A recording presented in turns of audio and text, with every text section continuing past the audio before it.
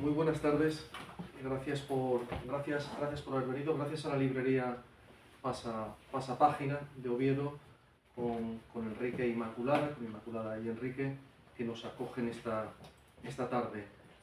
Teníamos muchas ganas de hacer una presentación aquí y por fin, ahora en octubre, ya lo teníamos programado desde hacía tiempo, pues encantados de estar aquí.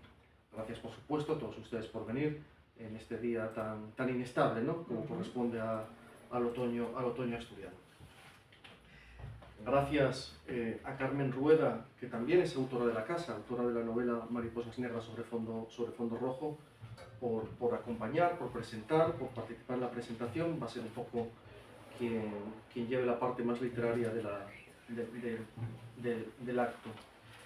Y muchísimas gracias a Pepa, que viene desde Toledo, llegó ayer, creo, a Asturias, para presentar esta novela, El lector de almohadas, que tuvimos el placer de publicar hace unos meses. Gracias por venir y gracias, Pepa, por confiarnos el original de esta novela. Para nosotros es un auténtico privilegio, un auténtico honor y una auténtica satisfacción que publiques con nosotros.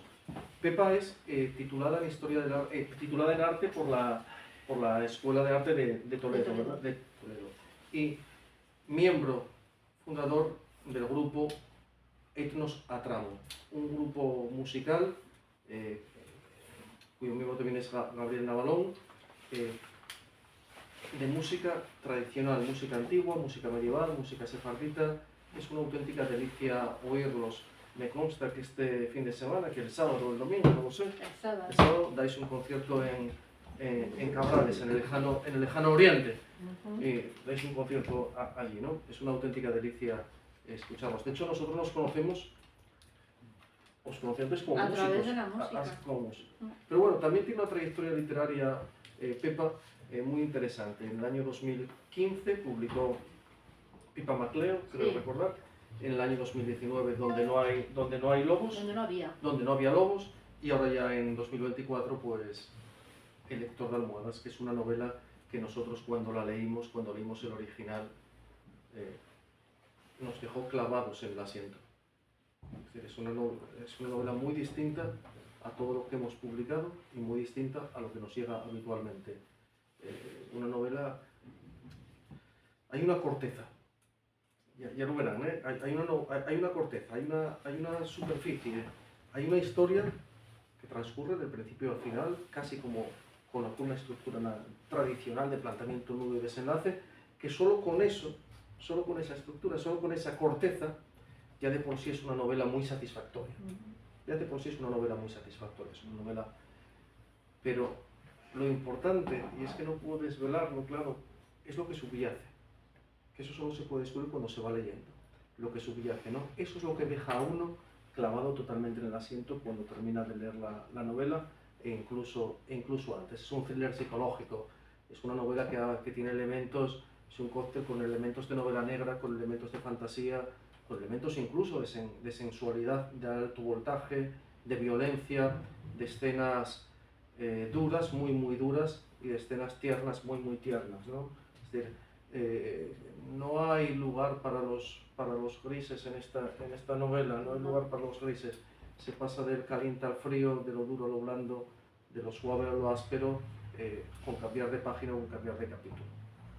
Yo no quiero extenderme más, salvo reiterarles el agradecimiento, y creo que ya que el diálogo, más allá de que me dejen meter baza de vez en cuando, vamos a ver, es de Carmen y Pepa. Sí quiero agradecer también, y lo verán, si cuando tengan la novela en la mano, a la ilustración de portada, que es obra del diseñador también Gabriel Navalón, a quien le agradecemos mucho el esmero y el esfuerzo que hizo por lograr una portada acorde con lo que se van a encontrar dentro.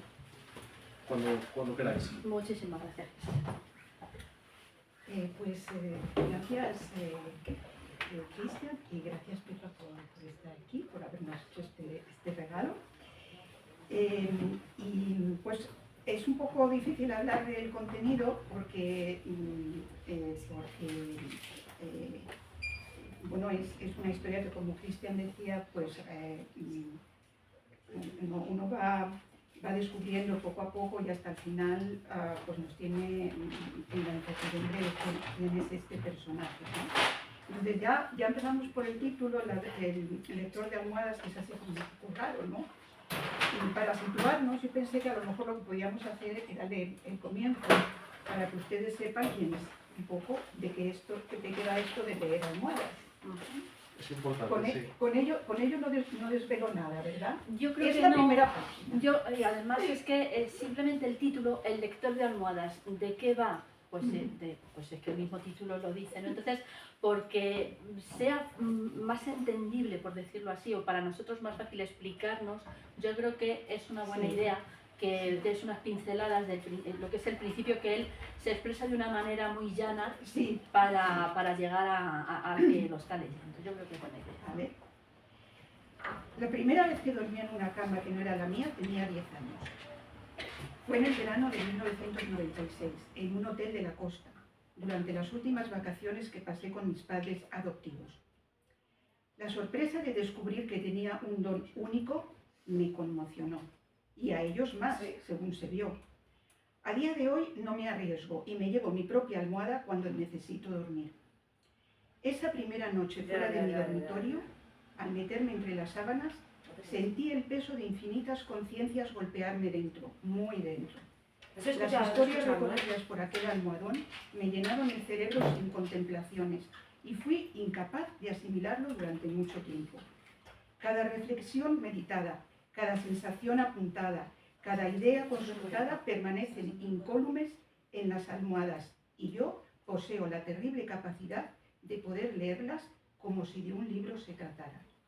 No importa cuántas veces se lave o se cambie el cobertor, los pensamientos nunca se borran, son perennes y puedo descifrarlos porque están colocados por capas.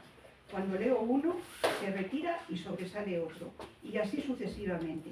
Hay veces que son tantos que paso la noche en vela asumiendo problemas que me son indiferentes, aunque después los aproveche. Y un poco más adelante, se describe él a sí mismo. Y dice: solo tengo 36 años y ya soy el hombre más acaudalado del planeta, aunque no lidero ninguna lista. También soy el más detestable, para esto no hay loados podios. Pero nadie lo sabe ni lo sabrá jamás. A ojos de cualquiera, solo soy Urrutia, un humilde fontanero del extrarradio, soltero y sin perspectivas en este sentido, bastante feo y totalmente calvo. Un operario más de los miles que pululan por Madrid a la salida del sol para buscarse un porvenir. Un ser gris, anónimo, con un bocadillo envuelto en papel de aluminio en una mano y una caja colorada, llena de herramientas sin estrenar en la otra. Puro atrezo. Nunca, en toda mi vida, he abierto un sumidero, desatascado un fregadero o cambiado un grifo. Me paseo así, vestido como si estuviera desfilando en una comparsa carnavalesca hasta que llega la noche. Mi amiga. No,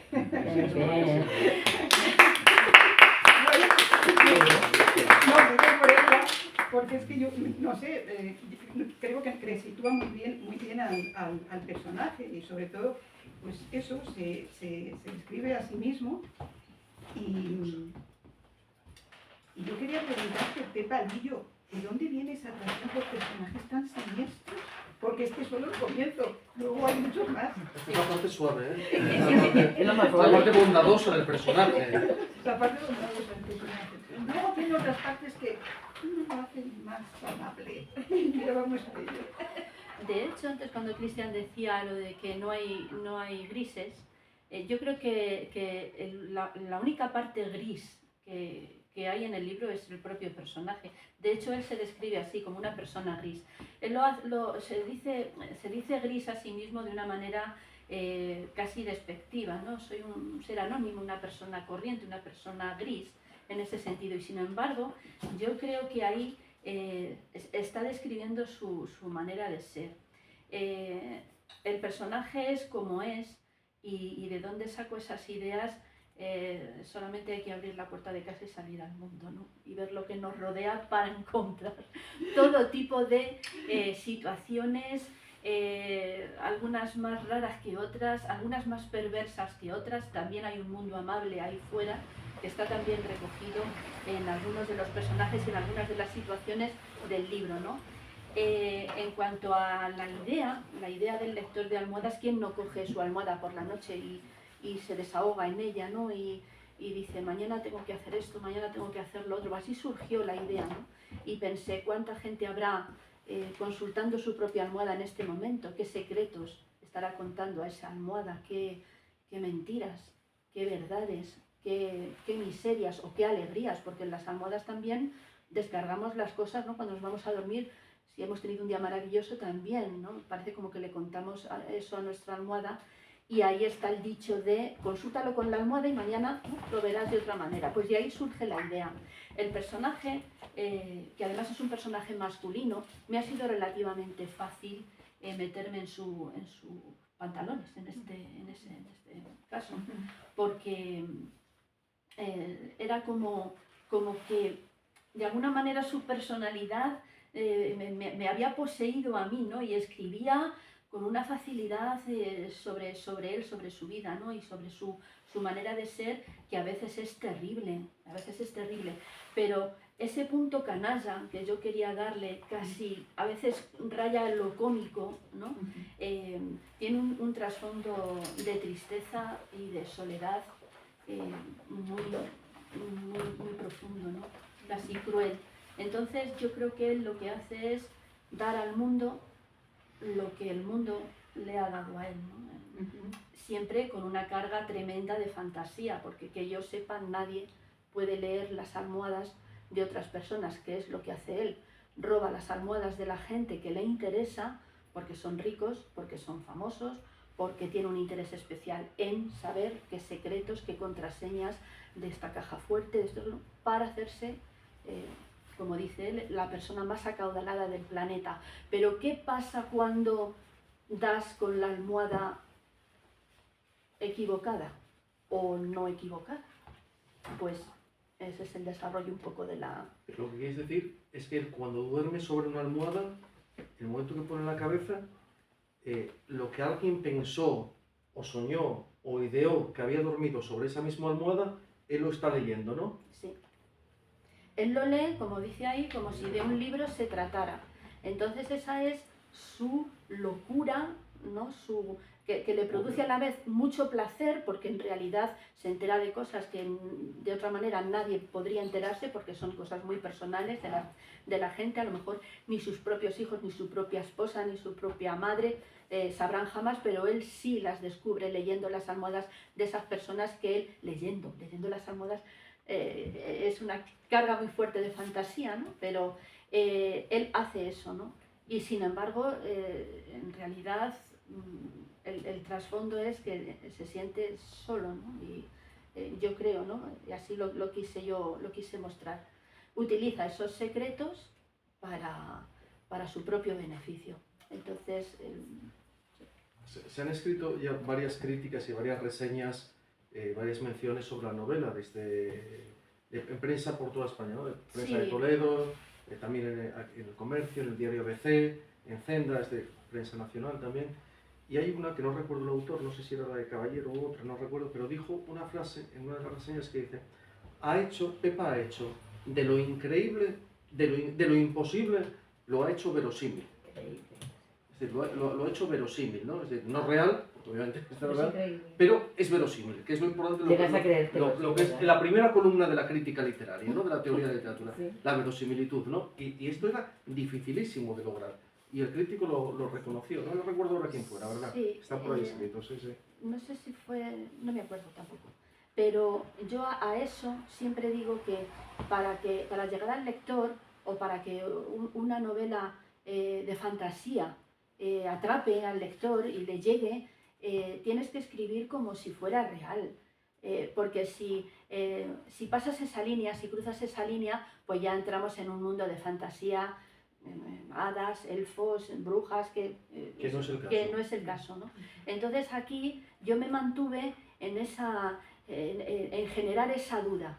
A mí ha habido gente en Petit Comité y en privado que me ha preguntado, pero ¿esto está basado en hechos reales? Y yo, a ver, no.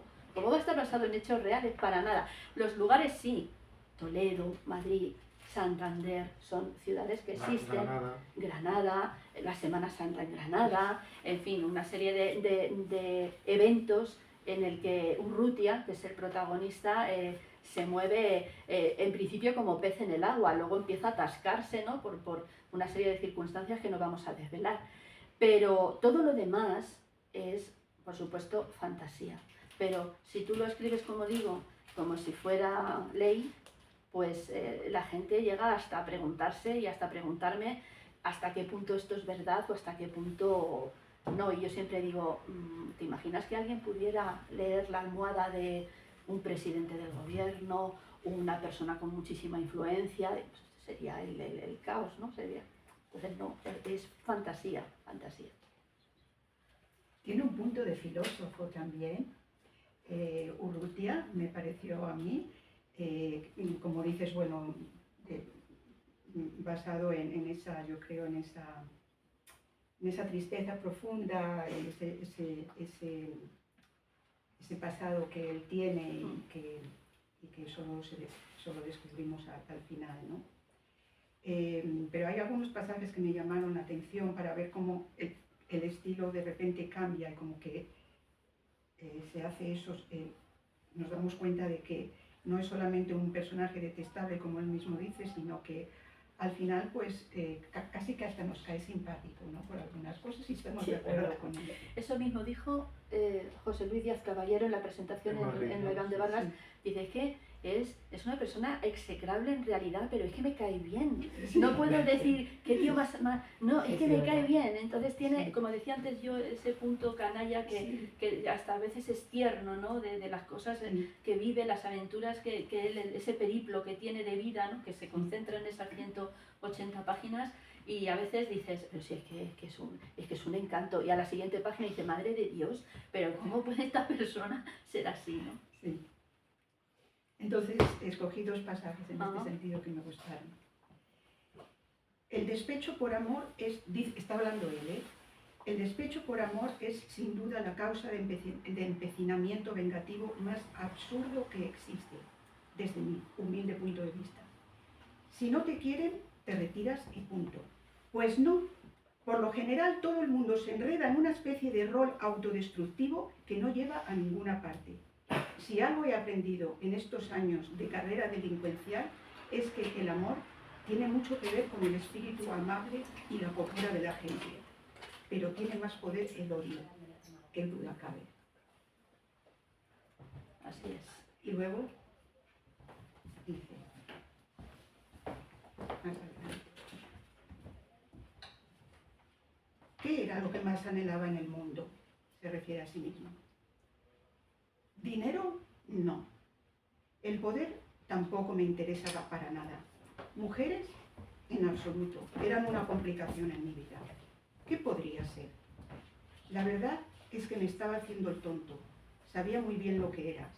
Aquello que deseaba con todas mis fuerzas anidaba en mi subconsciente desde niño, pero jamás me atreví a pronunciarlo en voz alta. Tú ya te has leído el libro y ya sabes lo que es ese deseo, ¿no? Por lo que él es capaz de cualquier cosa, casi, ¿no? Aunque siempre, en realidad es un personaje con conciencia, más que otras personas, ¿no?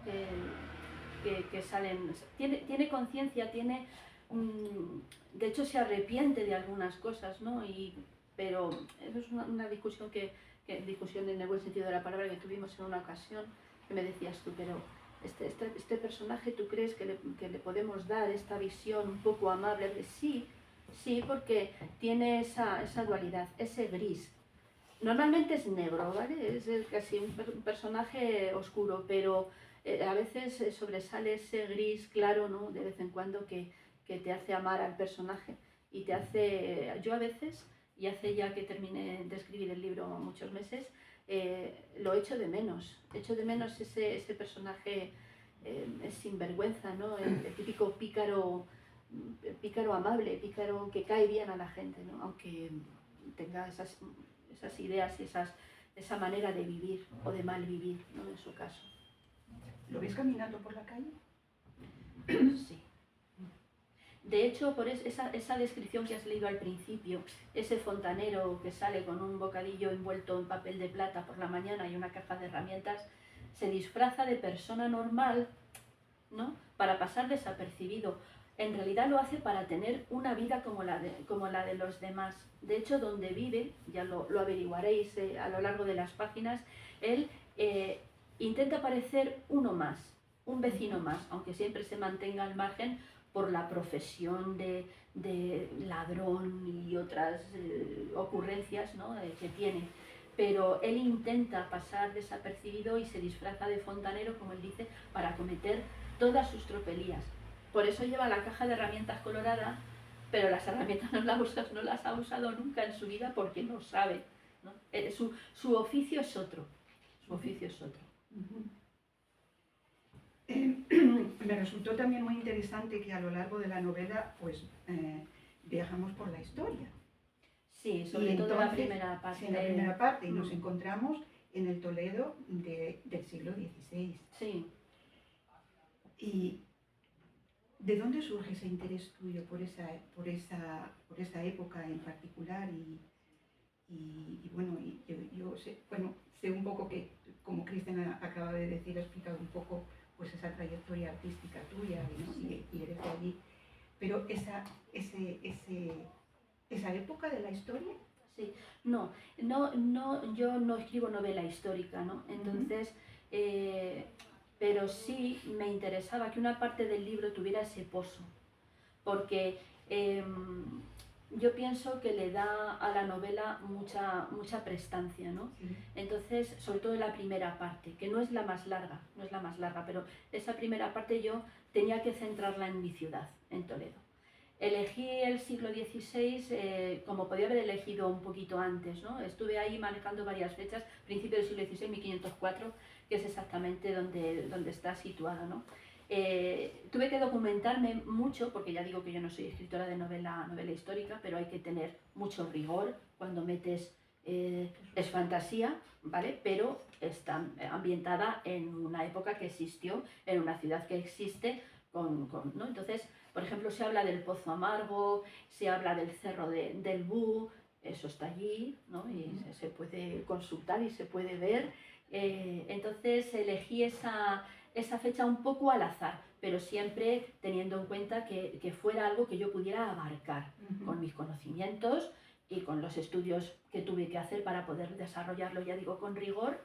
Y luego tenía que haber un personaje que se llamara Leocadia, que es la patrona de Toledo, ¿no? Y además una iglesia importante para mí, es Santa Leocadia, está en el casco antiguo de Toledo.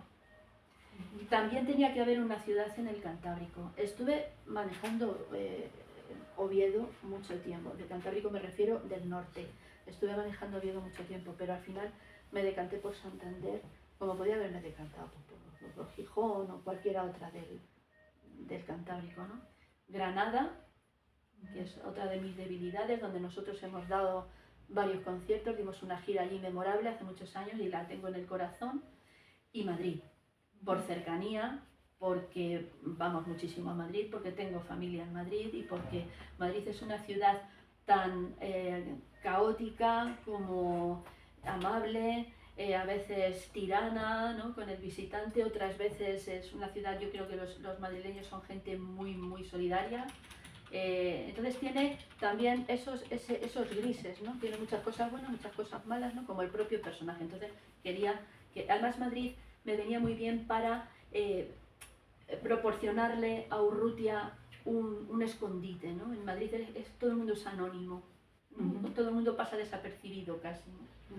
Entonces él va buscando eso, va buscando esa ciudad para vivir, se va a Granada en plena Semana Santa, que casi no hay nadie, ¿no? Entonces él se va escondiendo, ¿no? De sus propios, de todas esas tropelías que se le ocurren, ¿no? Entonces, y en ese gusto por la historia hay también algunas pinceladas del personaje en el que se recoge la tradición picaresca española, ¿no? De la salida de Tormes hacia acá, ¿no? Sí, es inevitable pensarlo en algunos momentos, ¿no? Sí, de hecho el personaje está inspirado, todos bebemos, ¿no?, de lo que a nosotros nos influencia o nos influye, ¿no?, a lo largo de nuestra vida. Entonces es inevitable pensar como el Lazarillo de Tolmes, esas ocurrencias que tenía y esas cosas que hacía, ¿no?, pero es adorable.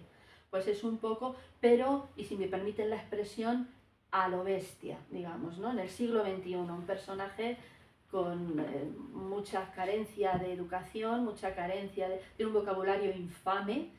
Podía haberlo sido más, pero bueno, tenía una buena editorial al lado, ¿no?, que me decía, vamos a ver, vamos a matizar un poco, ¿no?, para... Ya se entiende, sí.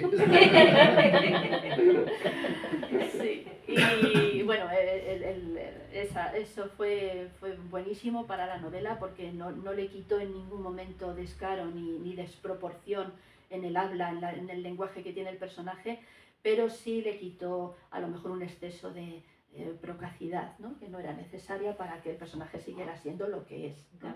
Yo les garantizo que el personaje les va a tocar el corazón, ¿no?, pero en algunos momentos iban a decir, madre mía, vaya lenguaje que tiene que tener esta chiquilla, pero no, no. Es cosa de él, es cosa del personaje. No, no es tanto, y además está muy matizado con otras cosas que él dice. Por ejemplo, mencionaste a Leocadia, que bueno, pues es un personaje secundario, pero Sí. bueno, pero es la imagen de lo que puede vivir una mujer en el siglo XVI en ese contexto de violencia, y una mujer del pueblo, bueno, que viene de una familia pues pobre y sometida a todo tipo de abusos, ¿no? Pero él es muy amable con ella, es muy amable con Leocadia. O sea, la historia de Leocadia le llega al corazón, ¿no?, como nos llega a nosotros. Y habla de ella de una manera que es todo poesía. Sí. ¿Lo leo? Claro, por supuesto, si quieres. Volví a cerrar los párpados y algunas imágenes de Leocadia se sucedieron una tras otra en distintas poses y actitudes, como si fueran diapositivas proyectadas en una pared color sepia. Pude verla serena, tocada con mantilla blanca, absorta, agachada sobre el puchero, aplicada, sentada en el balcón con el bordado en el regazo, entretenida, jugando a vestir muñecas, acompañada de otras niñas, feliz, de paseo junto al río, sonriente, peinando sus largos cabellos oscuros en los baños, seria, camino de la iglesia, distraída, de compras en la plaza cesto al brazo, soñadora, en la intimidad de su dormitorio, llorosa, asustada, torturada y dejada en la mazmorra de la Santa Hermandad. Todo un espectáculo final en el nombre de Dios. Bueno, no se te podría decir de él que, cuando uno lee esto, que el lenguaje se haya pasado de chocante, digamos. No, ahí no, ahí él está, no quiero desvelar, ahí está leyendo una almohada concreta, ¿no?, en la que él ve todo eso. Entonces, igual que es capaz de decir una barbaridad, lingüísticamente hablando, también es capaz de ver la ternura, ¿no?, que le proporcionan esas lecturas de almohada que es capaz, como única persona en el mundo, de poder hacer, ¿no? Los personajes femeninos en la novela, yo no he querido crear ninguna heroína, porque en el siglo XVI sería ridículo, porque la mujer en el siglo XVI estaba absolutamente sometida, ¿no? En el siglo XXI tampoco he querido crear ninguna heroína, pero claro, ahora ya la cosa cambia. No estamos como estamos en el siglo XVI, gracias a Dios, ¿no? Salvo raras excepciones. Entonces, era importante para mí conceder a todos los personajes femeninos una salida a su situación. Leocadia la tuvo a su manera, ¿no?, digamos. Y los demás personajes que aparecen en la novela también. Todas tienen una salida, pero sin concederles ese espíritu de desenvainar una espada, ¿no?, y salir airosas de... No, porque eso no sería lo real, ¿no? Bueno, ese tipo de cosas, las personas que ya se lo han leído me entienden, ¿no? Y ustedes lo entenderán cuando lo lean. Es que es complicado hablar sin desvelar. Y es que hay ciertas cosas que si se desvelan, pues pierde un poco la gracia, ¿no? Sobre el estilo, tu estilo literario a la hora de escribir, pues yo tengo que decir que me ha gustado mucho la manera como está escrita la novela. Es un lenguaje y un estilo muy dinámicos. Las escenas se suceden a toda velocidad y entonces vamos pasando páginas con prisa por saber cómo acaba el embrollo en el que se encuentran los personajes en cada momento, ¿no? Yo creo que a ese dinamismo contribuye muy bien que hay mucha abundancia de diálogos y también, bueno, el empleo de la primera persona, porque casi todo el libro está escrito en primera persona. Y a veces es como si Urrutia nos estuviera hablando a nosotros directamente, ¿no? Con sumo desparpajo y a veces un poco como si nos retaran, ¿no? Incluso. Y luego, pues, el lenguaje es muy visual, está salpicado de humor también. Y bueno, tengo otros párrafos aquí que muestran esto muy bien, me parece, ¿no? Acababa de regresar a la capital después de algunos meses de tranquila estancia en la ciudad imperial, que llama Toledo, no sé si se llama así la ciudad imperial. Esperé a que dieran las 9 de la noche de aquel caluroso 15 de agosto de 2014 y salí a buscar algo para cenar. Las aceras despedían fuego, pero aún así prefiero el verano, porque no hay nadie en la calle, la gente se marcha afuera y para mí eso es un gran alivio. Llegué al local sudando a mares y me senté a la barra. Pedí un limón granizado mientras esperaba la pitanza. Ordené unos calamares rebozados, me chiflan. Una docena de croquetas caseras de jamón, las famosas patatas picantes y una tarrina de ensaladilla rusa. En casa tenía todo lo necesario para acompañar aquel festival culinario con una buena ensalada. De postre me bebería un vaso de leche fría y probaría los dulces que había comprado en Toledo el día anterior antes de tomar el tren de vuelta a mi hogar. El recuerdo de sus calles empedradas, su eterna penumbra evocadora, la reverberación de los cantos de las golondrinas entre sus muros ancestrales, la quietud de sus atardeceres inspiradores, de la belleza recogida por el pincel del Greco, se me antojó como un sueño. Me sentí acogido por un gran e indómito felino, con frialdad y hermosura, con altanería y gentileza. No cambié de párrafo, está todo en el mismo. Los calamares rebozados y el Greco. Sí. Es ese, como decías tú antes, ese desparpajo de Urrutia de hablarnos de dos cosas absolutamente casi antagónicas en el mismo párrafo, ¿no? Es un gran comedor, un comedor en el que le encanta, ¿no? Le encanta comer, le encanta disfrutar de la comida y además él lo dice, tengo un metabólico a la altura, se permite el lujo de hincharse, ¿no? Y ha habido incluso gente que me ha dicho que en algunos párrafos les ha dado hambre. Sí, hay varios como este. Sí, y entonces eso me hizo mucha gracia la primera persona que me lo dijo y yo dije, pues puede ser. Y dice, sí, o sea, me ha llegado tanta la descripción y simplemente enumero platos, ¿no? Y entonces esa persona me dijo, y me lo ha dicho más gente, ¿no? Y luego la descripción en pocas palabras de Toledo. Ese animal, ese felino, que puede ser que te acoge, ¿no? Pero te acoge con mucho cariño, pero con mucha altanería, ¿no? Así somos un poco los toledanos. Así. Entonces, esos cantos de golondrina, en la época en que él está en Toledo es Semana Santa y verano, entonces esos cantos de golondrina por las calles son muy peculiares, los edificios de piedra, ¿no? Entonces, quise describir mi ciudad en 4 palabras, ¿no? Creo que está bien definida para el carácter de la ciudad, donde he nacido, donde he vivido y donde creo que he morido. La riqueza léxica es impresionante, lo hablaba antes con Vivian, que dentro de la primera página la riqueza léxica de lo que hemos oído, que es impresionante, ¿no? El uso de la lengua, lo más apropiado a cada situación, ¿no? Como va habiendo un cambio de registro, esa fue una de las cosas que también más nos gustó. Pero sí, al mismo tiempo sin que el lenguaje sea nada barroco, porque es muy directo. Claro, él nos habla a nosotros y es una persona que tiene, bueno, que no es un intelectual, ni mucho menos. No, no es un intelectual, sin embargo tiene un pozo, no sé si comedido a la hora de expresarse, no intenta parecer lo que no es.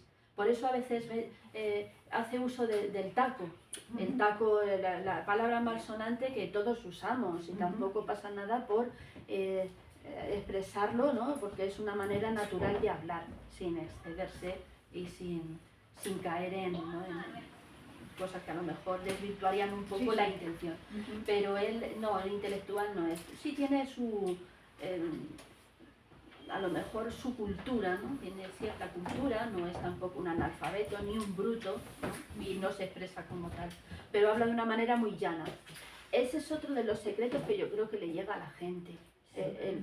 La manera de expresarse de Urrutia es una manera muy sencilla, ¿no? Que todos podemos entender y por eso yo creo que el uso del taco, en este caso, y de alguna que otra palabra, recuerdo, y no sé si me permites decirlo, una conversación que tuvimos, me dijiste, Pepa, a lo largo del famoso capítulo 11 hay 35 acepciones diferentes de la palabra pene. Yo creo que podíamos resumirlo poco, ¿no? Y quitar algunas, ¿no? Y eso, ya ha quedado claro, sí. bueno, y todo esto por WhatsApp, y claro, yo me moría de la risa y yo decía, pero vamos a ver, este hombre va a pensar que estoy loca, pero claro, para describir el famoso capítulo 11 que está teniendo mucha, no sé cómo decirlo, gente también me escribe mucho, oye, ¿qué pasa? El capítulo 11, pero ¿cómo escribes esto? ¿Pero cómo has hecho para de repente? El capítulo 11 está escrito aparte. Yo escribí capítulo 11, famoso, ya cuando lo lean lo entenderán aparte, ¿no? Porque el tema se las trae y tuve que documentarme casi a veces muy a mi pesar. Es el capítulo más largo de la novela y es como, podríamos decir que es como el vado de un río. Les asoman a él, deciden si lo cruzan o no. Y al cruzarse no van a salir indemnes, eso está claro. Ahora luego, claro, al otro lado vendrán satisfacciones mayores si cruzan ese capítulo, ¿no? Si cruzan ese vado. Exactamente. Todas las lecturas de almohada que él hace, las almohadas que le van interesando y que dan forma a la novela, comprenden un capítulo entero. Entonces, este capítulo 11 era muy complicado de escribir con la sensibilidad suficiente para no herir al que lo lee, no herirle en el sentido más crudo de la palabra, y aún así no es un libro para todos los públicos tampoco, pero era necesario, ¿no? Y es un grito, este capítulo es un grito que luego cada uno lo interpreta de una manera curiosamente, ¿no? No es lo mismo que lo lea Carmen, que lo lea Cristian, que lo lea un hombre, que lo lea una mujer, cada uno tiene su propia lectura, pero es un capítulo que no deja indiferente. Y en otras presentaciones, por ejemplo la que tuvimos en Illescas, la persona que me amadrinó, como está haciendo hoy Carmen, me dijo que había sido una experiencia muy dura, pero que por otro lado estaba absolutamente fascinada y contentísima de haber podido llegar a ciertas conclusiones, ¿no? Bueno, ya lo entenderán. No desvelamos más. No desvelamos más. Únanse a la conversación, si alguien ha leído el libro, si no lo ha leído pero quiere hacer algún comentario, yo creo que es el momento, más allá de que luego añadáis algo antes de cerrar, lo que queráis, ¿no? Pero únanse después de esto que hemos dicho, si quieren hacer algún comentario, y si no, pues nosotros lo cerramos. Sí, sin leerse el libro es complicado, ¿eh? Pero bueno, si tienen ustedes alguna pregunta, alguna curiosidad... No, yo quería decir que los toledanos somos encantadores en el fondo. Es que claro, nos has dejado como el gato ese. Claro. Los toledanos somos... Luego tenemos un fondo, pero somos buena gente. Sí. No, de hecho, Claro. la descripción que hago, que hay varias, ¿no? Pero esa es como muy poética, se lee ¿no? Entre líneas mi absoluta fascinación por mi ciudad, y no puede ser de otro modo. Tenemos muchos defectos, pero yo creo que son más las virtudes, y por eso las he querido recoger ahí. No solamente hay descripciones de paisajes maravillosos que yo invito a todo el mundo a conocer, sino que, bueno, la gente de Toledo somos buena gente, ¿no? En el fondo. Sí. De hecho, Urrutia no es toledano. Hasta donde yo recuerdo, no es de Toledo. Urrutia se por ahí, ve obligado, pues. se desplaza a ir allí, pero no, él, y también ese es un misterio casi hasta el final, ¿no? ¿De dónde? Porque por el apellido Urrutia es un apellido vasco, pero tiene su porqué. También, todo tiene su porqué. El nombre de Urrutia, muchas veces la gente me pregunta, ¿y Urrutia si tú eres de Toledo? Ya, pero es que Urrutia es un apellido tan sonoro, tan bonito, no sé, me encanta. Entonces, y además solo el apellido, ¿no? También tiene un porqué, porque solamente se refiere a sí mismo como Urrutia, ¿no? Y no quiere saber nada más, solo Urrutia, ¿no? Pero bueno, también lo dejamos ahí en el misterio. Y también escribió una canción hay una canción ahí en el libro, ¿o no? ¿Qué hacemos Y en la portada. Que escribió claro, la música y la letra. ¿Qué hacemos con esta canción? La canción, como nosotros somos músicos, yo me dedico a la música, compuse unos versos que tienen también su porqué, ¿no? Y se repiten a lo largo de la novela en ciertos pasajes, ¿no? De hecho, en la portada, sobre la almohada, está escrita la letra, ¿no? Se ve como muy clarito, ¿no? Pero está escrita la letra de esos versos, ¿no?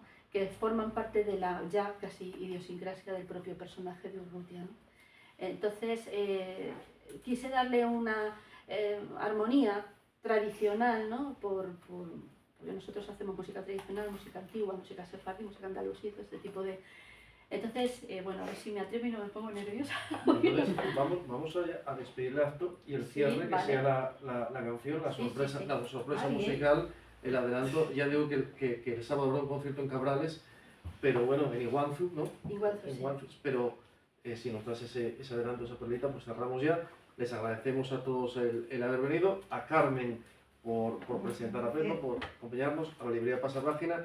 Luego Pepa firmará ejemplares de quien desee hacerse con uno, y ahora ya pues te dejamos con el broche musical. El broche musical es muy sencillo, dice así: lava la moza al sol sus cabellos, a la luna y al lucero los secó después, tras las celosías con aguas y aceites perfumó 2 cintas cortadas al pies. Cada trenza un lazo, cada lazo un nudo, guárdate, niña del mancebo rudo. Muy bonito.